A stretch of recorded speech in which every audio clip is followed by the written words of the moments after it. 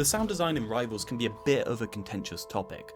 Some criticisms are valid, but it's also unfair to expect the dev team to match the level of refinement Blizzard achieved over years of iteration. That said, while all sounds in Rivals are unique, I understand why people feel they lack definition. One major issue that players are already calling out is Moon Knight's ultimate voice line, which is delayed so late by the time it plays, you're already dead. This is not just an oversight, it's a significant balancing concern.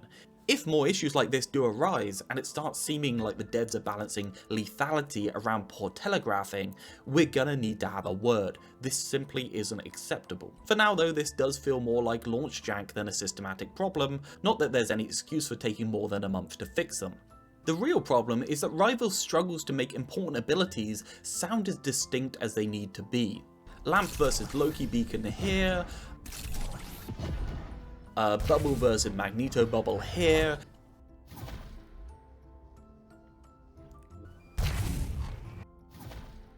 The sound design feels great when you're playing the hero, but the sound mixing and ability distinction in Rivals can't keep up with the demands of a hero-based shooter.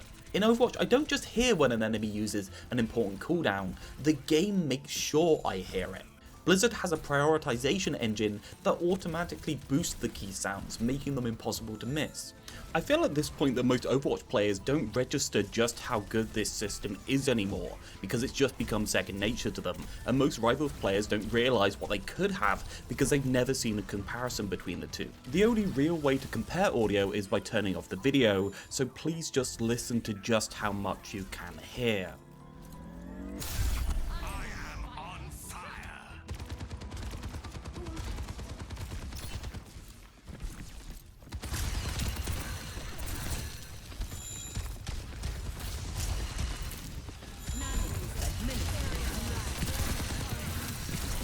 Now here's Rivals and see the massive difference.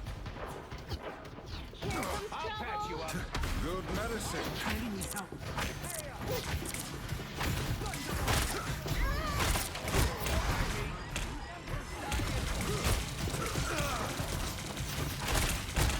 There is just so much spam of random voice lines from your team, and the game almost completely ignores the rather pressing rule of audio design that information implies action. As a Strange, I can almost do nothing about a support directly behind me being low health, but what is important to me is the enemy's positioning and ability usage, but I can't hear any of this. Possibly the most pressing thing for me to hear, Groot's wall coming up right behind me here, is completely silent. There's almost no distinction at all between any of the effects hitting me as well, which is possibly the most important thing to get right on a tank, and everything just kind of blends together into an ungodly mess of spam. This is Overwatch in the middle of a team fight, and this is Rivals. Although this sometimes has the unfortunate side effect of accidentally muting some sounds or prioritizing the wrong thing, it's both incredibly effective at telegraphing important ability use from the enemy team, and really incredibly effective at making you feel like you're playing the hero, and making you feel like things are a threat to you.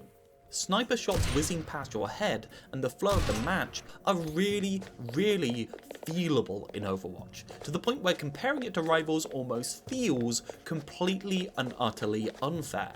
I'm aware that I'm comparing a game that barely made it out of early access with one that's had years of development crafted by some of the best artists in the industry, but still, when poor sound design actively hinders gameplay, it's worth talking about. In Overwatch, Ana is vulnerable when she has no nade and sleep, Baptiste is vulnerable when he has no lamp or regen burst, and Moira is vulnerable without fade. These cooldowns are loud, distinct, and tell your team that diving into them will likely succeed. In Rivals, Luna Snow, Mantis, Loki, Cloak, Adam, and Invisible Woman have get off me abilities that are almost silent in the audio field. This implies the same vulnerability, but the lack of clear audio makes it much harder to read and to react. You may obviously argue that the VFX compensates for this, and in some cases they do, but these two elements, audio and visual, should work in harmony, not one crutching on the other. Another issue is the distinction between enemy and friendly voice lines, especially when it comes to ults. Overwatch handles this problem by using native languages for enemy voice lines. For example, if somebody's yelling at you in French, it's pretty easy to understand that they're not on your team because you're statistically unlikely to be a French speaker. This allows Blizzard to balance the volume of friendly voice lines relative to enemy ones. Rivals, however, has almost all lines, both friendly and enemy, done in English. To compensate for this, the devs have turned down the volume of allied voice lines. If you know what voice line Cloak and Dagger's ultimate makes when they're friendly to you, you've already passed the event horizon. I know personally that even after a couple of 100 hours, I still get confused when 2 sustained support ultimates go off, because I cannot for the life of me discern whether the ultimates are both mine, in which case I should keep fighting, both the enemies, in which case I should run away, or are one from each team, in which case I may as well go for a toilet break. You can call this a skill issue if you want, but this kind of confusion is not a problem for me, it's a problem for new players. Fixing voice lines is tough, and fixing poor audio balancing is difficult to do without implementing a more complex system like importance-based audio cue adjustments. Even if they were to do this, it would be time consuming and expensive. Do you think this is worth it or not? It's obviously pretty hard for me as an addict, welcome to my meeting by the way, like and subscribe, to work out whether the sound design is really that much better, or whether I simply hardwired my brain to understand the Overwatch audio design better, like a monkey pointing at the dog shape on the screen to receive food.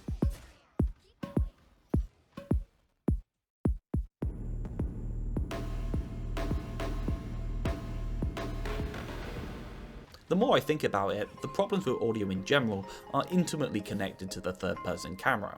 In third person, a bullet can't sound like it's whizzing past your ear when you're floating 3 meters to the side of your hero. The audio field is oriented to the camera, not the hero, creating dead space where spatial awareness is absent. This lack of awareness is compensated by extra visual cues, but it's still a major issue. This comes to a head in situations like this, where I can't rely on the spatial audio to know exactly where a hero is. Because 1, I'm not located on my hero, I'm located in the camera, 2, the spatial audio is just not up to doing its job, and 3, if the spatial audio was doing its job, it wouldn't matter because just by trying to aim at them, my audio perspective is being whipped around like an idiot. I'm sure with time you can get used to the camera being whipped around, but hopefully you can see just how bad things can get. While implementing melee heroes in first person might be problematic, as maybe it would cause problems with tracking, I've been playing a first person version of this game for years and never had a spatial awareness problem due to simple good sound design. Part of the obvious reason why games have tended towards third person perspectives is most definitely because of couch and console players who have no surround sound to speak of and would look at you funny if you suggested they use headphones while gaming. But for me, a dyed-in-the-wool PC player who's been taking over like 50% of the information from games from audio in the last 8 years, this is such a significant downgrade that the game currently feels hollow and lifeless. I compare the difference between Rivals with headphones and Overwatch with headphones to be like putting on glasses. Or maybe the correct analogy shouldn't be any of that, but myself running Overwatch at a stable 144Hz while streaming, and then Rivals choking my graphics card as it struggles to maintain a stable 30. Once you've seen and felt clarity, you are spoiled rotten and simply can't go back. When it comes to the third-person camera, which got a lot of attention prior to release, perhaps for the wrong reasons, there's no denying its impact on the game. When it's not hindering gameplay, I think the visual design, hero animations, and voice acting are incredible. The developers really nailed it with characters like Spider-Man, Venom, and Groot. That said, the personality of the heroes doesn't always come through as strongly in third person compared to first person in my opinion, especially because you're just so distant from them. The easiest comparison is probably the peppy heroes from both games. This may be a personal choice, but I feel like a lot more personality comes through here rather than here. I've seen several comments complaining that hero animations are similar and support seem to just wave their hand in the direction of the enemy. I don't think that's true, but the complaint might be partially because the third-person camera is putting so much distance between you and the hero that sometimes the animation can be a bit less visually distinct. But where the third-person camera's effects on the game stop being subjective and instead become capital O objective, and I know that's a heated gamer word, is how it affects gameplay. Third-person camera jank isn't fixable and it isn't new to games, but having to learn to aim a bit to the right of your hero in order to be able to dash at them with magic is awkward. And this gets even worse in my opinion when you have a melee hero on top of you who, let's remember, may or may not be teleporting around you due to network jank. People also haven't seemingly realised what I consider to be the worst offshoot of this.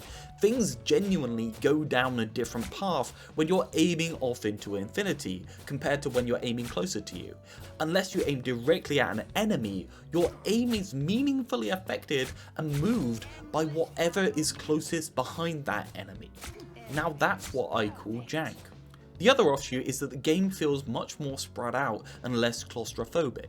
This is frameable in a bunch of different ways. One man's claustrophobia is another man's immersion and game feel. One man's spread out and boring is another man's room to breathe. I'll cover this detail properly in future, but there are a lot of systems in this game which I believe, again, capital O objectively, causes the game to spread out the average distances between heroes in fights. This is a big problem I have with the game, and yes, we'll get there, but for now let's just note that this extra distance behind your hero in a third-person camera system directly means a meaningfully smaller target for every enemy player on your screen, and therefore more precise aiming system.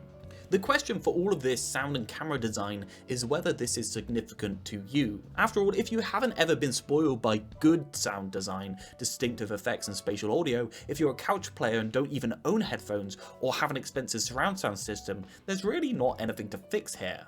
I do, however, mourn the loss of the immersion possible with first-person spatial audio, despite knowing in myself that third-person is significantly better for wide market appeal. Regardless of what type of player you are, hopefully I've given you enough examples here that you can agree that at the very least the audio system needs some work, and hopefully it's a major focus for the devs in the next 6 months or so to get the game up to par. What the third-person camera does really well though is showcase skins, and as a result the game's revenue since launch has been massive, likely already enough to cover development costs. I guess I can't really talk about this without jumping straight into the full 9 inches of Venom and talking about fan service. Growing up, I watched a lot of anime, and as I got older, fan service became more and more cringe-inducing. As the age gap between myself and the waifus grew, my tolerance for what I consider weeb crap dwindled. These days I barely watch it at all. But in a strange way, it's kind of refreshing to see a non-anime mainstream game studio fully embrace and appeal to the most predictable demographic in gaming, teenage boys, and in contrast to other studios, they obviously do it unapologetically.